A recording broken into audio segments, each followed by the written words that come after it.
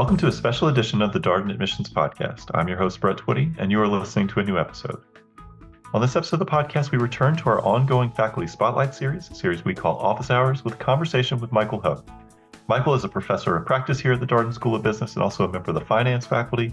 We talk with Michael about his background, what led him to Darden, the work he does at Fifth Third Bank, his experience in mergers and acquisitions, and so much more. I think you're really going to enjoy this conversation. As always, if this conversation is helpful for you, please like this episode and subscribe so you never miss an update. And remember, you can always check the episode description for links to Darden blogs, social channels, and more. And now, without further ado, here's my Office Hours conversation with Professor Michael Ho. Michael, welcome. Thank you so much. Thank you for having me. All right, so just to give you a little bit of an overview for the conversation today, for those of you who maybe joined for one of these sessions, you know this already, but we'll spend the first 15, 20 minutes talking about Michael's background and what got him to Darden and what he teaches. And then we'll transition for the second half of the conversation to talk about some of his classes, some of the work that he does. So Michael, let's start off with the first question, which is, tell us a little bit more about who you are. Well, sure. I guess it all goes way back. I'm an engineer by training, although I really didn't spend a whole lot of time as an engineer. Ended up starting to work on Wall Street back in the early 80s, where I worked first with the First Boston Corporation in Midtown Manhattan. And then from there, worked in San Francisco for a boutique investment banking firm. And then ultimately took some time off in the early 90s. Went to the University of Virginia, went to Darden, got my PhD there in finance, then went back into industry and essentially have been leading a dual life ever since the early 90s, spending part of my time teaching on the faculty, first at Babson College in Wellesley, Massachusetts, and then for the past 25 years or so here at Darden. And then simultaneously also continuing my work as a practitioner, specifically in the area of M&A for the past 6 or 7 years. I have been the co-head of buy-side M&A advisory at a bank here in the United States called Fifth Third Bank. And so I oversee the bank's efforts and services for our clients to assist them on helping them buy other companies through the M&A process. All right, well, let's talk a little bit more about what you shared there. So how did you decide to pursue a path into investment banking? You know, it's interesting, and maybe some of you on the line will appreciate it, that, I come from a family where, the first and the highest aspiration for one's kids is that they be a doctor. Go be an MD. Well, I didn't quite have the smarts to do that. So I thought that next best thing I could be an engineer. So went off to engineering school and spent some summers actually working as a co-op student in engineering. And one of the nice things about engineering is that it's very mathematical, it's very analytical. There's always a right or wrong answer, right? So if you do the correct formulas, if you use the right assumptions, then basically your bridge won't fall down. If you input the wrong assumptions or use the wrong formulas, then your bridge falls apart and basically, cars go into the water and what have you. So it's either right or it's wrong. I had the privilege of spending one summer working on Wall Street as a summer intern. And what particularly blew me away was just very, very interesting was, number one, that people in business just think differently. They think differently from us engineers. I mean, we engineers, we see the world in black and white. Everything is very, very structured. It's very logical. But you get into the business world and those rules don't necessarily hold anymore. And so I think what I found most fascinating about the business world was that there are gray areas that, well, yes, you could perform phenomenal analytics. So in our world of business, you guys might be aware, it's probably Excel spreadsheets or it's simulation programs or something like that. And so you can have very fancy analytics, but that still may not get it done, whatever it happens to be. It doesn't necessarily tell you, for example, what's the best product to launch, or it doesn't tell you what region or demographic we be going after. Or in my space, it doesn't really tell you whether or not a company is a good buy or not. And I think that is what drew me ultimately into the business side, was that additional challenge of having to think more horizontally, having to think a bit more in gray areas. And I know that for many who come from the engineering and the science world, they come into our general management program at Darden. That's a little bit of an adjustment because we teach the case method, and we're so used to saying, "Well, just tell me what's the answer." And as a faculty, as a facilitator of the classroom discussion, one of the things that we have to avoid doing is we have to avoid coming down and saying, "Well, here is the one right answer," because in business, very often, most often, there actually isn't a single best answer. And so I think that's what drew me most into the world of business. I would say in general was it was a very different way of thinking. It was a very different paradigm. And so M&A just happened to be where I landed first. I think I'm a little biased here, but I think that M&A is probably the highest calling when it comes to finance or investment banking. It's probably the most cross-functional of any theoretic, I guess you could call it finance discipline, but it's like 4D chess, right? So it's constantly evolving. Everything, every time is different. The names are different. The people are different. The tactics, the strategies, they're all different. And you have to draw upon all of those. And they're not just finance issues. You have to draw upon all those to really be successful, either for yourself as a principal or successful on behalf of your client. Well, Michael, I want to talk about your first trip down to Charlottesville as a PhD student. You obviously had worked for a while. How did you land on the idea of doing a doctorate? Well, again, it's something cultural, I would have to say. Certainly, all of my family reunions, coming out of college, coming out of my master's program, all of my cousins, they're all MD PhDs. They're multiple PhDs. I mean, they're just incredibly smart, incredibly successful academically, and there's me standing in the corner, lonely with nobody to talk to. So I think there was a bit of a face-saving aspect to this. So I think that's part of it, but also when I got my MBA, at the Sloan School at MIT, and I consider myself very fortunate that many of my professors were Nobel laureates and just scary smart, unbelievably smart. They're writing all the textbooks, they're doing all the groundbreaking theoretical research and modeling. But the challenge for us as students was that most of the faculty really they weren't effective communicators. They weren't able to really convey that massive intelligence that they had. And I think as far as a learning experience goes, they really fell upon the students' shoulders to essentially have to figure out what does all this stuff mean, and quite frankly, to translate the Greek into the real world. And so I think that was the second big motivator, was that I felt that an MBA education could be so much richer if the faculty in the room had at least some contact, some history with the real world, so that they could help to synthesize for the students the various frameworks and the theories that we were essentially presenting. And so that was a big motivator as far as why to get a PhD, because I thought that as a professor, as a teacher, that hopefully I could give back and contribute to the academic experience. And you come to Darden, which obviously the emphasis here is on the educational experience and what happens in the classroom. I know from our prep conversations, you had some incredible sort of mentors as you were working on your dissertation. Yeah, I tell you, it's interesting. It's sometimes it's hard to really tease out how all of these business schools are different. I mean, you guys will go to the websites, right? You'll log into silly things like this to see talking faces or what have you, right? And every business school likes to claim a particular approach or uniqueness about it. And it's very, very hard. It certainly was many years ago when we didn't have this thing called the internet. We only had two-dimensional paper brochures that we could read, and they all sounded neat. They all sounded particularly, I would say, differentiated. But the thing about Darden was that, again, I think that the emphasis on really developing and creating leaders for the next back then was the next millennium, but let's say the next generation.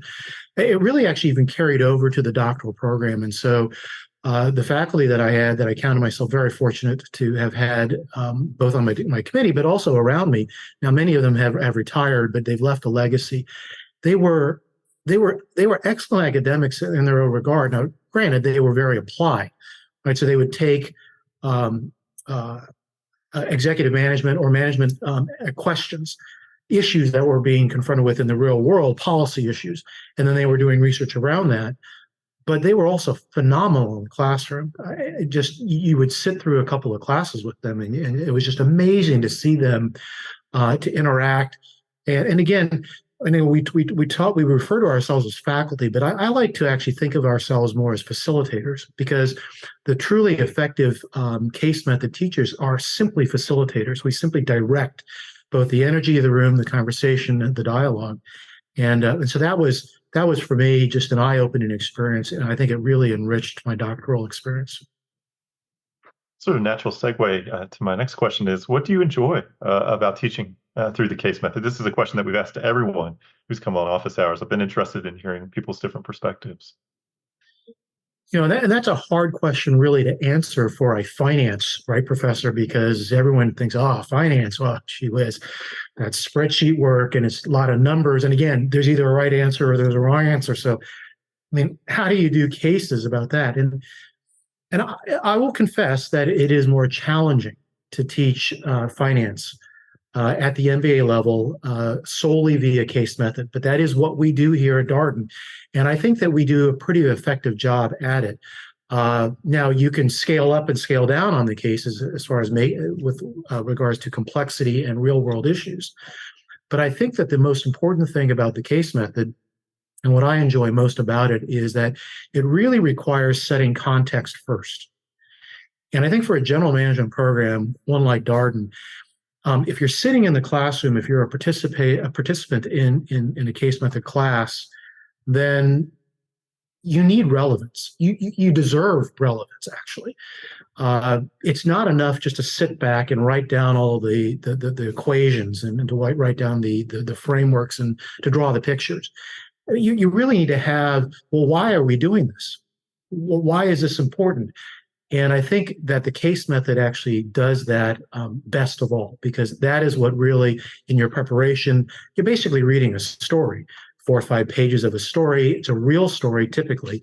It's probably something that you could allegorize to something that's happening right now, in fact.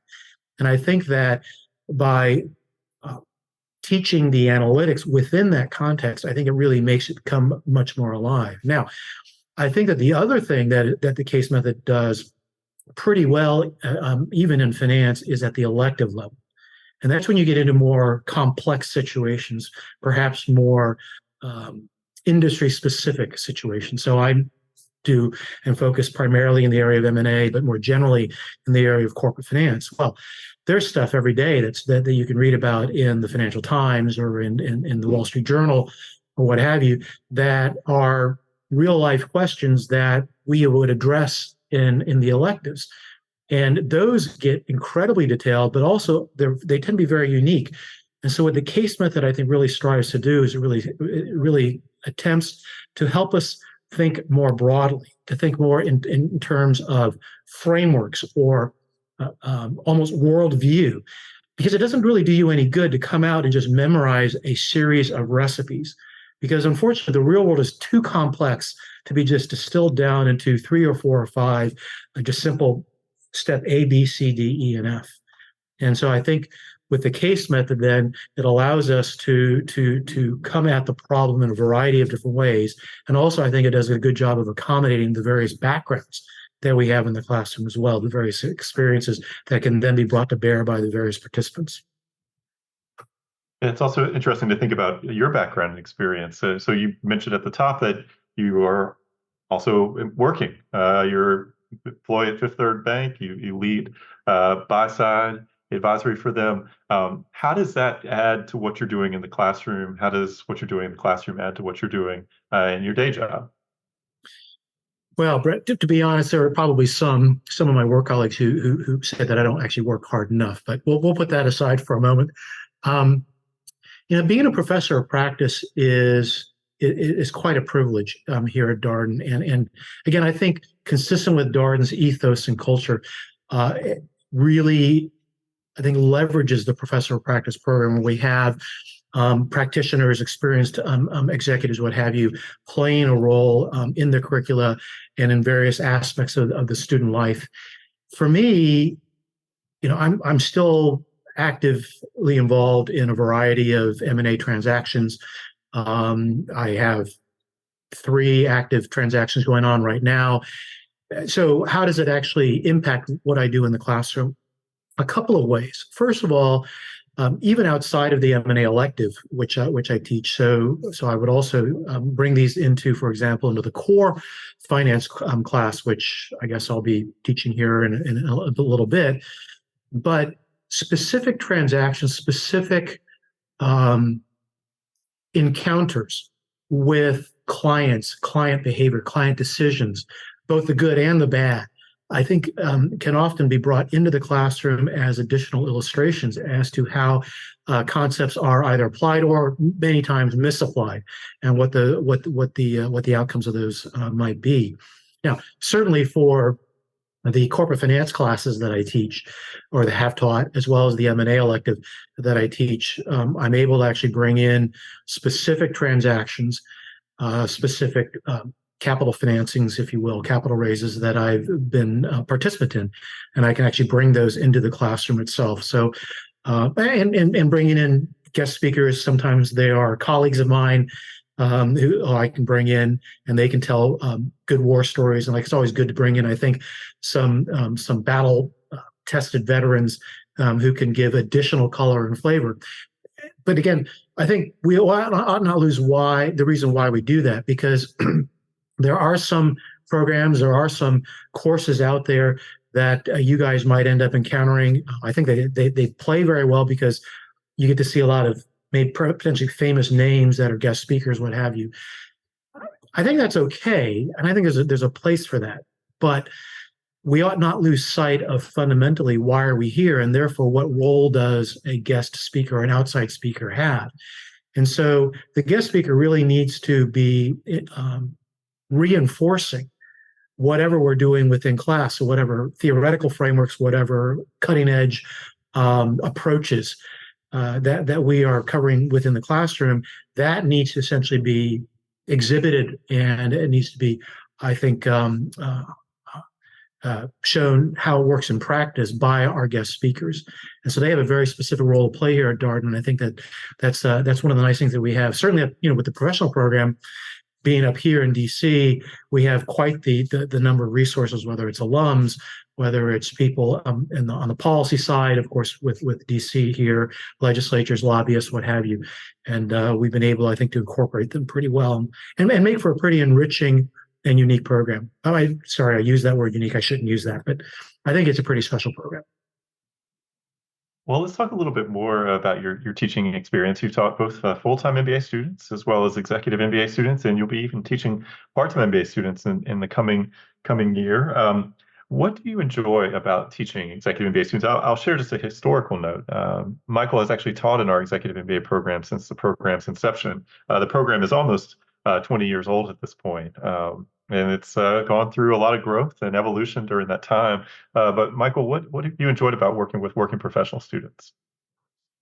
Well, yeah, and I guess given that I think, Brett, you said that we actually have the entire range of those potentially interested, whether it's residential or professional executive MBA or part-time MBA. Let me reference the residential program, because I first started, so I came back to Darden in 2000, or maybe it was 2001, into the residential program. And in the residential program, I've taught most of the corporate finance electives there over the years. And with regards to, if you're interested in the residential program, I think that there are some real benefits to the residential program. I think an enjoyable thing there is that because they are literally living together you have a unique bond that is developed amongst the students. And also, I think that because of the way the classes are scheduled and the number of hours of actual face-to-face time that we have, I think the faculty as well are able to establish, I think, really enriching relationships both within the classroom and outside the classroom. And I think that that's probably what I enjoy the most about teaching in the residential program. Now, it's true. I would think that, and you know the numbers better than I, but I think that that's probably a slightly younger population, so I think that their work experiences are perhaps not quite as broad or as deep as we have in the professional degree program.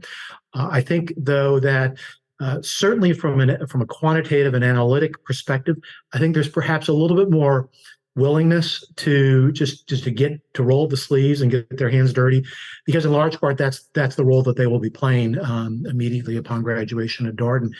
So the courses that I taught there were slightly different in focus. I would say that they were probably a little bit more analytically focused.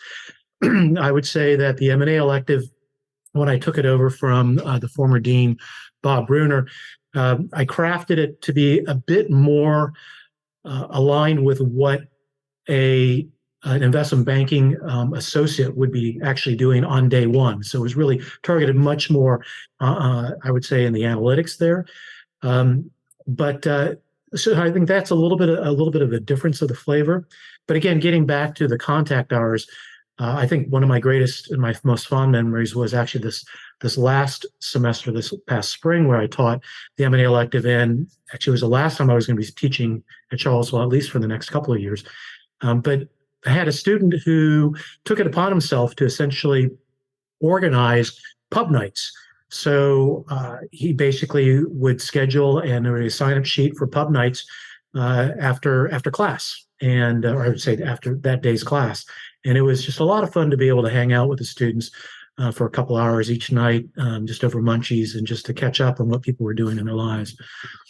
And with regards to the professional degrees program, and really, again, right now it's just the EMBA program because I don't start with the part-times until the spring.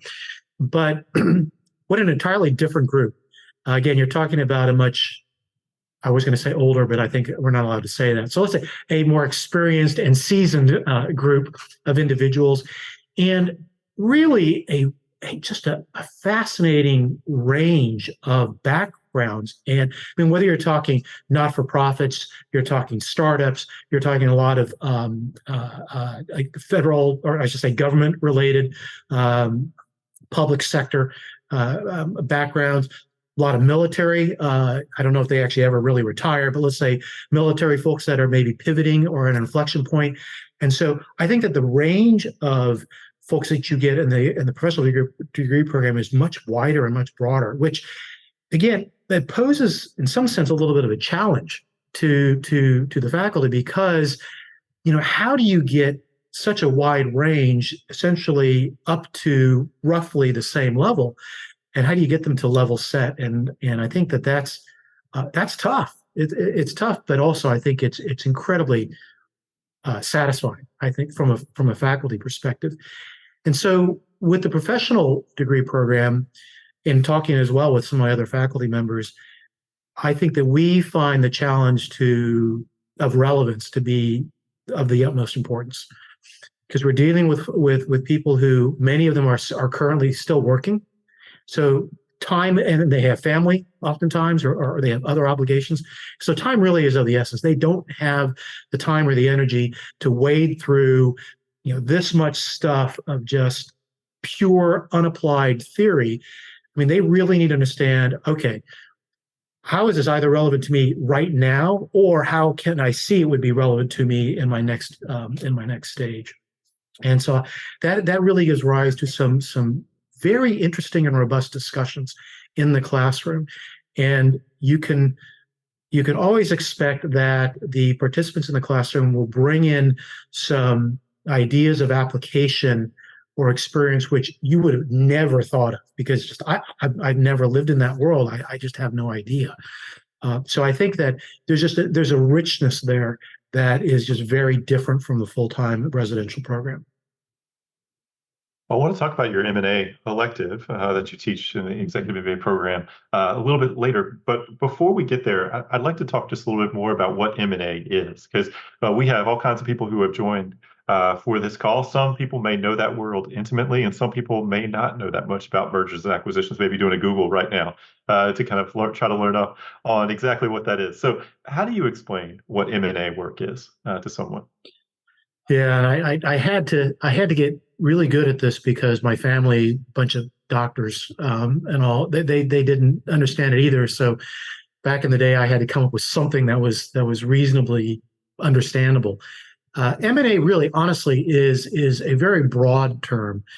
Um, it can have a specific application, but I think that the way we like to think about it here at Darden is that mergers and acquisitions is essentially when companies buy or sell other companies. And again, those companies could be divisions, so they don't have to be the entire organization itself, but they are all or in part. And so we would break down mergers and acquisitions into basically buy side and sell side, and that's nothing more than are we looking at this from the seller's perspective, or are we looking at it from the buyer's perspective? Mergers and acquisitions, M&A, actually gets a fair amount of press. So to the extent that you are considering a business school program, I'm going to presume that as one of the activities that you've undertaken to in your preparation for this is that you're at least now paying attention to at least one, if not more than one, periodical in the business world, whether that's the Financial Times, that's Bloom, that's the Economist, that's the Wall Street Journal, what have you. And so if you do that, then I think what you will find is you'll see a number of headlines that oftentimes come around, which is announcing that Microsoft has just announced that they're going to be acquiring so-and-so, or Eli Lilly has just announced that they're going to be acquiring this bio firm for this much money. Well, whenever you see that, that's essentially an M&A. That's a merger and acquisition. And so it's very, very complex because there's a very wide range of parameters of variations on M&A. So, for example, a merger and acquisition could involve a publicly traded company or publicly traded companies. That is, those are companies that have their stock is traded on an exchange. That means that you and I, as individual investors, we could go out or not even go out. Nowadays, we can just go on our computer and we could buy some shares and hope that it goes up and maybe get really, really rich and use that to pay for our tuition at Darden, something like that. Or M&A could involve companies that are not publicly traded. They could, for example, just be family owned. Maybe some of you all are working at a family company. Well, M&A can certainly involve those as well, either as buyers or as sellers. M&A could involve just making a small or a nominal investment in a company. Sometimes you'll see that, for example, in the popular press, where you'll read about a certain individual who has probably more money than they deserve. But in any case, they have a lot of money and they accumulate a number of shares in, let's say, Walt Disney Company or what have you. Why? Because they're really unhappy with the Star Wars spinoffs, right? And so the investor comes in, buys some shares, maybe makes an investment of 25% of the company because they want to change something. Well, in some respects, that could also be considered to be M&A as well. So you have a variety of different parameters that would still qualify for M&A. But then beyond that, and I mentioned this a little bit earlier, as far as M&A being a cross-functional business issue, M&A involves, the actual transaction itself involves not just finance people like investment bankers, but it involves lawyers, it involves accountants. Many times it will involve subject matter experts like engineers. It might involve people that are experts in the biopharma side, for example. So it touches a lot of different career paths and professional paths. And then finally, what makes for a good transaction or a wise M&A? Whether is it wise to sell your business into this person, or is it wise to acquire, to buy this business? Well, how does one answer that? Fundamentally, it's actually not a finance question. Fundamentally, it's it's a strategy question, or it's a marketing question, or it's an operations question, like a manufacturing question. In fact, it's a question, or it is made up of questions that is addressed by all of the other business school disciplines that we would have to cover here, that you would get a chance to cover here at Darden, which again, I think as a general management program really is well positioned to equip you to deal with these broad-ranging cross-functional challenges. Well, we're about halfway through our conversation here. I just want to give a quick plug. If you have questions for Michael, please feel free to ask via the Q&A. We've got some questions for him queued up, but I'm certainly interested in what our audience might like to hear more about. So, Michael, you referred to M&A work as four-dimensional chess, and this very sort of interdisciplinary nature of the work. I'm curious, like, how do companies decide to merge or acquire another company? Like, you work with obviously folks on a daily basis. How do they make these decisions? Yeah, too often they make them badly, to be quite frank. For those of you on the call that are familiar or maybe have read some of the articles about it, it's pretty well known in the both popular press as well as in the McKinsey or the BCG and Bain type research writings or what have you, that M&A, at least for the buyer, that buyers generally lose when they acquire another company of any size or substance. And so that raises a question. Well, gee whiz, if buyers generally lose, they lose, whether in terms of value, they lose in terms of market share, or by whatever metric, then why do companies still end up buying other companies? In other words, why does M&A still happen? I mean, is it just because investment bankers are really persuasive? Or, I mean, why does this happen? And it's a good question to ask. And in fact, it was a question that puzzled me and my fellow co-head of buy side at Fifth Third, who, by the way, also is a Darden PhD, and he's actually on the faculty at University of Florida. We both knew, because of our own experiences, that it in fact is not true that buyers always lose. In fact, we had a number of consulting clients in the past, like a Dell Computer as an example, or a Cisco Systems, or a GE, that, if not for a time, maybe even over a longer period of time, have actually been quite successful in their acquisitions. So why is it that they can be successful, but if you look at the data as a whole, it's actually generally true that on the whole, the average or the median is that the buyers tend to lose? Well, as it turns out that there are three key success factors, best practices, if you will, that successful acquirers regularly implement to be successful in M&A. So, Brett, to answer your question, how does a company decide whether or not to buy or not? Well, first and foremost, critical success factor number one is that the decision to buy a company, or perhaps to sell or divest of a division, must be rooted in strategy. Okay, what is the overall corporate strategy of the business? I didn't say anything at all about the finance. I didn't say anything about dollars or numbers. It comes down fundamentally to what is the strategy of the business. Now, of course, how do you answer that question? Well, that's a very, very broad question, which again pulls in all these other disciplines, all these other business school disciplines, which must be addressed, in coming up with what that strategy is. Also, that corporate strategy is not developed in a vacuum. So there are internal issues such as business model, operational strategy, whether it's organizational structure, what have you. Those are internal issues which are going to impact or help define the strategy. But you also have to worry about the exogenous or the external factors, such as the industry dynamics, such as the competitive landscape, more broadly, such as the global macroeconomic trends and issues such as that. So you have exogenous and internal issues that all form the corporate strategy. But strategy leads first. It must always lead first, which means then that if the strategy is we must accomplish X, Y, and Z, or we must grow at a particular rate, but within the context of our industry, our competitive analysis, we cannot do that organically. We must then consider inorganic growth strategies like M&A. So it starts there. It leads you to M&A as a possible tool to help us execute on our strategy. The second key success factor is one of discipline and patience, right? That means that you have to be willing to buy or sell when markets are good or when markets are bad.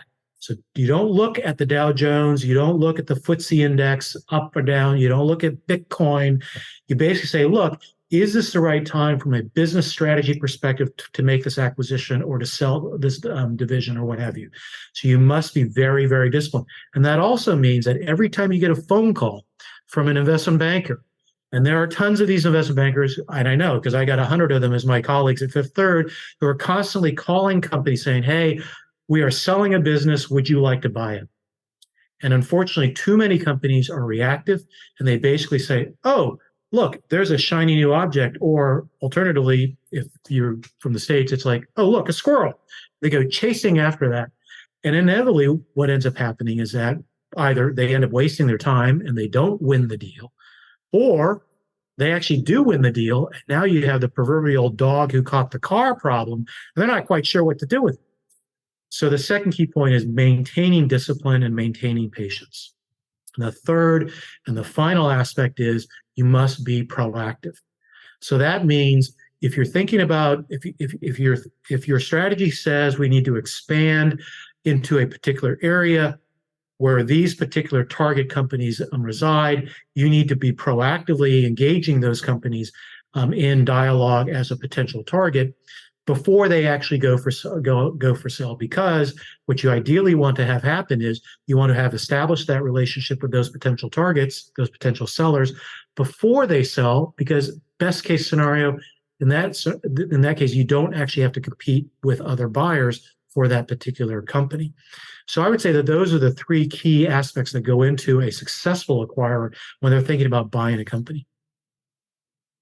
Sort of the flip of that question, Michael, is like you mentioned that buyers oftentimes feel like they didn't get the result that they were hoping for. Like, what are some of the mistakes that you see companies make when merging, acquiring companies? Right. So Brett's question is, what are the reasons why buyers don't win, why they actually fail?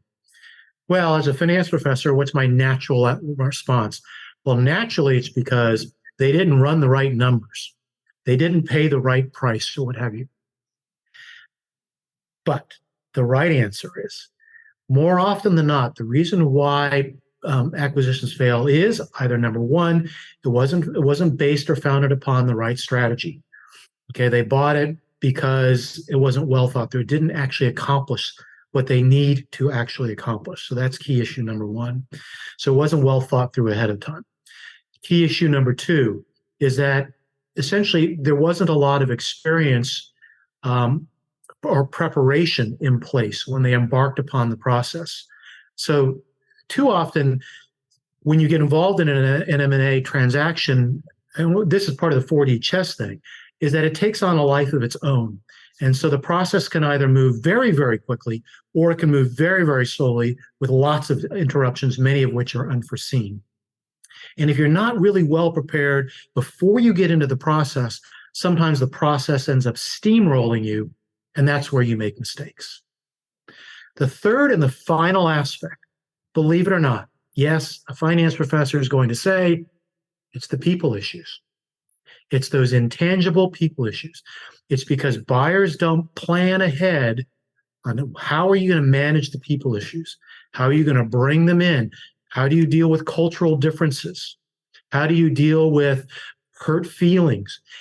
Did you know that one of the top 5 biggest concerns of employees of a company who has just announced they're going to be sold? You might think it's, gee whiz, who am I going to report to? What's my job? Actually, one of their number one concerns is what happens to my email address. And as a buyer, you're focused on big things like, is it $1.5 billion am I going to pay, or is it $1.6 billion? You don't worry about what's going to happen to the email system of the sellers and what the impact is that going to have on the employees. But it's really the people issues. And so what we advise our clients is, so you need to be thinking about the people issues and the post-transaction integration issues. at the very beginning, not at the end, not when you're closing the deal and you're handing the money over. You need to address it right up front with everything else.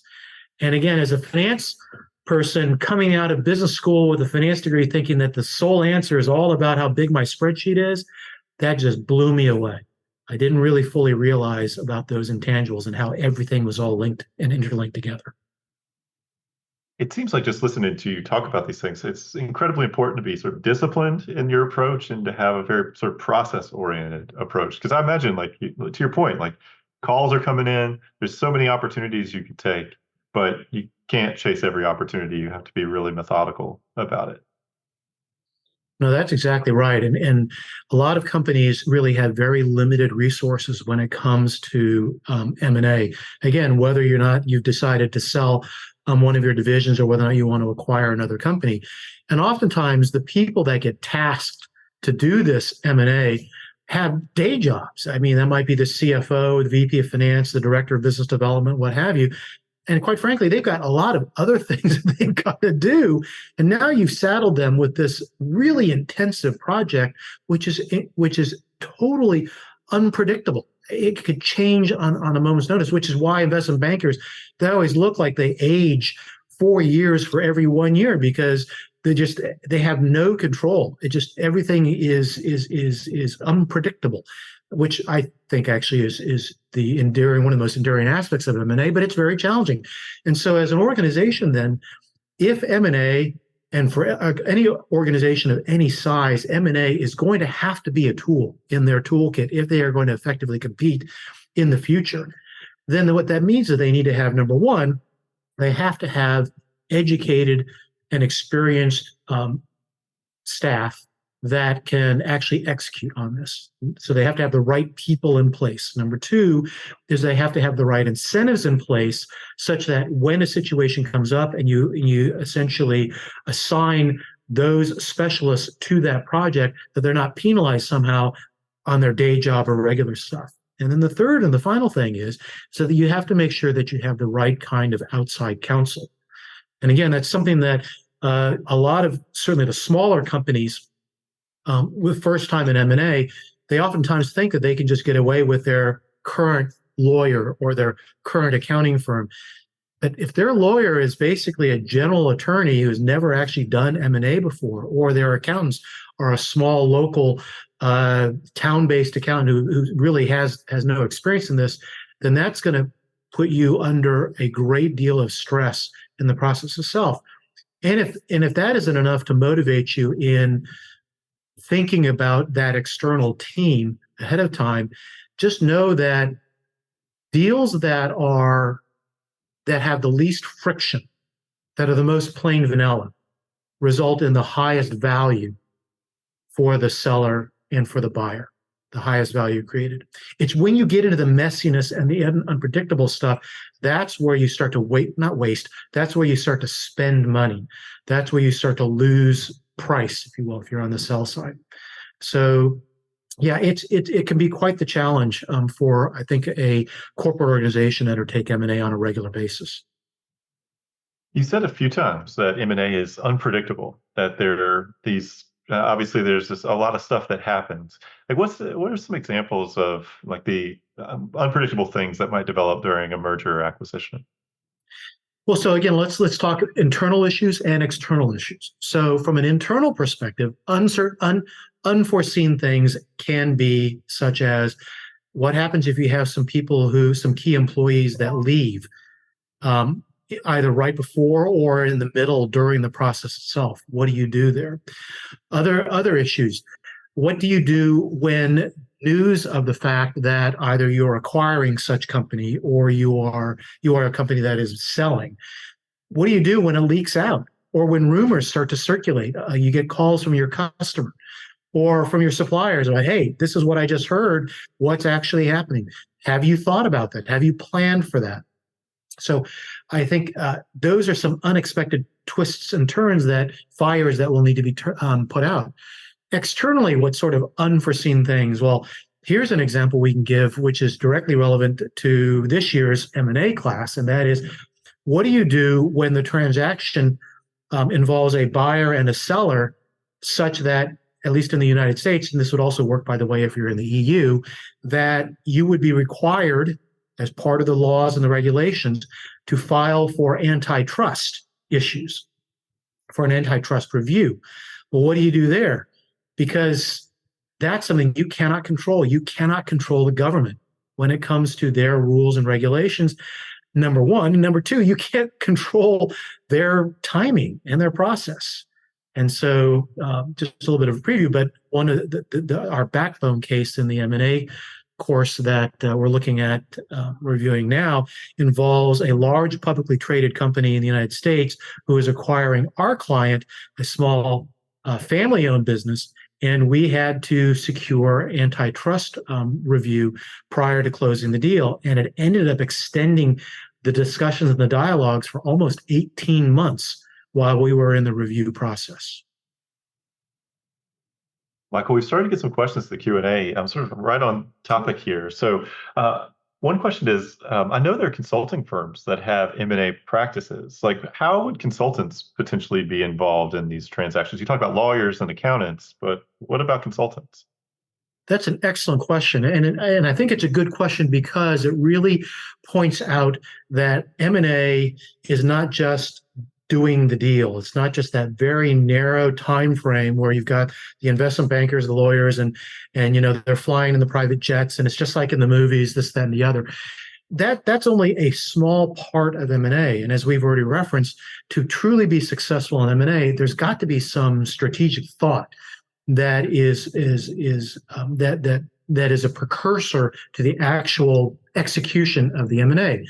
And so the consulting firms, and again, the consulting firms could be the big ones like McKinsey, Bain, BCG, LEK, what have you. But it also nowadays more than ever includes the consulting arms of the accounting firms like PwC, E&Y. We have a number of Darden alums at E&Y as an example, Parthenon, Deloitte. So they all have also these arms that help companies think about, review the kinds of companies either that are currently in the portfolio of the company itself, or as you're thinking about acquiring other companies. And so these consulting firms then will do a lot of that background and support work around what is the strategic imperative for M&A. What is the role that M&A should and can play within the overarching corporate strategy? And that they can play a very effective role there. They usually don't play a role in the actual execution, and there are a variety of reasons as to why that is. That the actual execution, whether that's 3 months, 6 months, 18 months, what have you, usually is the domain of the investment bankers, the M&A attorneys, the accountants, and the other specialized advisors within the execution itself. Question here from the Q&A as well about how the M&A work might shift if, let's say, we have a U.S. company acquiring a company in Asia or a European company acquiring an Asian company. As you think about this sort of international dimension to the work, anything that comes to mind? That's also a very good question. I think it's also timely for Darden. In one of my prior lives, I was actually head of Asia Pacific investment banking, and so my time in that role was strictly cross-border stuff, both inbound into the States and as well as outbound from the States. So most of the M&A issues that we talk about, at least in principle, are going to be relevant regardless of your domicile and whether or not it's cross-border. Adding the cross-border dimension, however, takes it from 4D chess to 7D chess. So if you can now think along 7 dimensions, and this is what makes cross-border deals so incredibly challenging and require that much more in the way of preparation. Why? Because, of course, if you are basically inbound, then you've got to worry about the local law. And that local law is not just legal law regulations, but it's also going to be tax issues as well.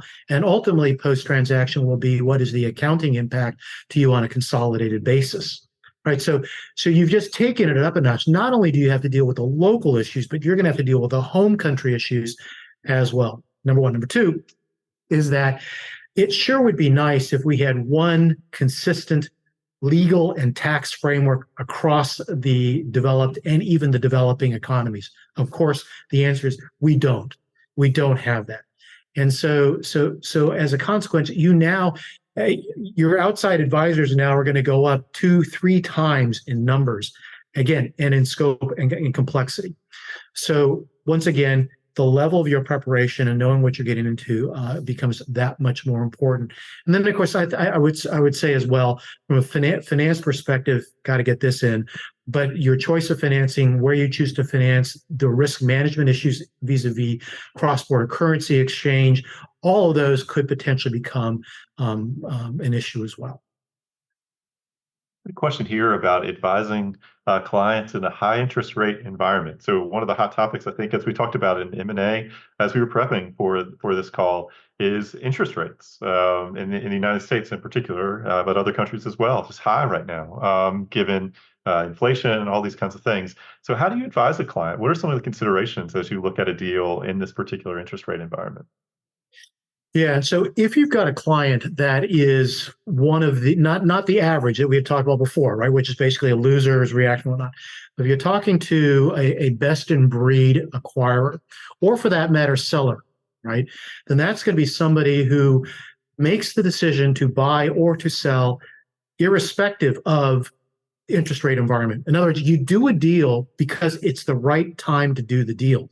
And it's the right time to do the deal because strategically it makes sense to do the deal. It makes sense to sell this division and divest it, or it makes sense to acquire another business. Now, having said that, does that mean then that interest rates or the interest rate environment and other macroeconomic variables like cross-border or cross-currency exchange rates, does that mean that they are irrelevant? No, it doesn't mean that they're irrelevant. But what it does then impact is it's going to impact your valuation. So that basically ends up becoming a price issue. And so what we've seen with the increased global interest rate environment, we have seen a little bit of, I would say, a dampening down of M&A activity. But what we really have seen is we've really seen a reduction in pricing. And so what we've seen that pricing in general on a relative basis has come down, say, 1 turn or 1.5 times, say, an EBITDA type of evaluation. So it's come down about maybe 10 or 15%, but deals are still getting done as they should be getting done, again, if it makes strategic sense. The valuation end of this is always fascinating to me. You always hear about companies overpaying, or did they pay too much, or this kind of thing.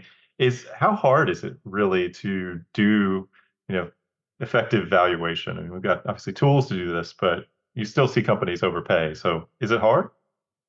It is very, very hard. And one of the things that I open up actually in the core class about finance is I tell them is that finance is just a tool. It is a means to the end. It is not the end in and of itself. And that is not, or not even more, I think, starkly than in M&A, because yes, in M&A, we do a lot of analytical work. We do a lot of forecasting, this, that, and the other. But the primary purpose for that really is not about valuation and pricing. I mean, yes, you have to do that so that you have an idea as far as what is a reasonable range versus outside that reasonable range to impose that discipline on you. It's actually an exercise that we'll be doing in our core finance class in a couple of weeks, where we actually have the participants go through that exercise. But rather, I think that the whole modeling and the forecasting and the valuation work in an M&A context is best thought of as that it's the tool that we need to keep us accountable, right? It keeps us honest in our thinking of, wow, this is a great deal. This should be a wonderful deal. Why? Well, because the marketing folks say so. Well, okay, but how does that actually translate into numbers? So it forces a discipline on the company to really put their feelings, if you will, into actual hard numbers. And then I think the B side of that, as far as whether or not it is a good deal or not a good deal, it's something that you're really not going to realize for another 2, 3, 4, 5 years if it's truly strategically based. And this is where a lot of companies, quite frankly, they give up. They do the deal and they just kind of forget about it. Best in class, they are constantly revisiting all the analyses that was done as part of the transaction, 6 months, 12 months check-in, 24 months check-in, 36 months check-in, to see what actually happened. Where did we go right when it comes to the forecast? When did we go wrong? Not so that they can basically fire people, but rather so they can iterate through that process of taking their feelings, their gut, translating that into the numbers so they can be more effective next time. Well, a couple more questions here as we wrap up. Just got a few more minutes, but the Q&A, some really great questions here. So, Michael, question about your experience. Is there a particular industry that you focused on, or is it just M&A broadly, any kinds of companies? In the past, yes, I've had a special focus on the technology side, given my engineering background, and the biopharma side. I did that in a prior life. As I mentioned, I did cross-border stuff with Asia, primarily Japan and Southeast Asia, inbound and outbound to Silicon Valley. Currently at Fifth Third, honestly, most of our work tends to mirror the Fifth Third franchise, which is going to be mostly old economy type companies, manufacturing, service oriented businesses, consumer retail, building products and the like. So on the buy side right now, I am a generalist. All right, question here. Sort of, we talked about success, what makes a successful M&A, but all right, let's say your company, you acquired another company and it's just not going well. It's unsuccessful. How do companies deal with that? Like, what do you see, when people get into this and they're looking at it and they're like, oh, this is not what we thought it was going to be. Like, what happens? Tough question, right? And each situation is going to be different, but more often than not, the reason why deals are not successful, again, is a people issue. So if you think about the good to great type stuff, right? The idea there is that you put your best and your brightest on the best opportunities that you have. And so if things aren't working out right, then that means that the people that you have, the people on the bus that you have, are not the right people. And in M&A, time oftentimes is not your friend. In other words, quick, decisive action is what's really warranted. So if you get into the situation, either you are surprised, maybe you didn't do quite the diligence that you should have done. Okay, better luck next time. But how do you deal with the problem in front of you? You have to move decisively. And then that means you need to take the opportunity to make the changes and to make the bold changes quickly. And that might mean letting people go. It might mean jettisoning some activities that were, in fact, not value creating from the get-go. It's really going to be a lot of focus on that. And really, I think the other thing as well is ensuring that you have continuity from the pre-transaction teams to the post-transaction teams so that they are able to see that all the way through as well. But very often it's going to be, hey, just take good notes and just make sure the next time you do a deal, you don't make the same mistakes. All right, two more questions here, Michael. We got a question about this may be a difficult question to answer, but when you think about a well-executed merger, is there an example that you use in your class of like a classic, this is something that went really well? I don't know if I would say that there's a specific example of a transaction. I do think that we do point to certain firms that do have a track record of making very good acquisitions and being successful in it. And I've mentioned a couple of them, before that really, I think a lot of the best practices have come out. And for those on the call, if you are interested in that, I do suggest, I think that the McKinsey, Bain, and BCG knowledge, their knowledge base, the articles that they run, they often will do profiles on some of their clients that they feel have been particularly successful, and they give really good case studies, examples of that. I would encourage you to look those up, and they're free. They're freely available. They're oftentimes good reading. You mentioned this specter of antitrust, and this has obviously become a very hot topic in the U.S. FTC has started to be very interested in this. How are companies navigating mergers, acquisitions in this environment? Yeah, Brad, and it's not just in the U.S., right? It's the EU as well. The EU antitrust regulatory regime is also quite strict.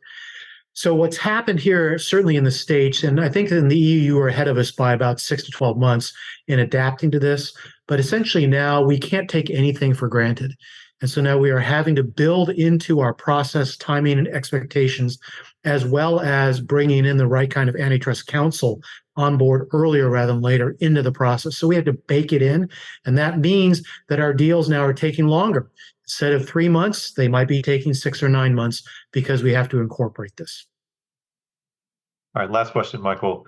Obviously, we touched on a lot. Thank you so much for your time. And to our attendees, thank you so much for being here today. But a word of advice for these folks as they think about their own MBA journey, something you would encourage them to consider.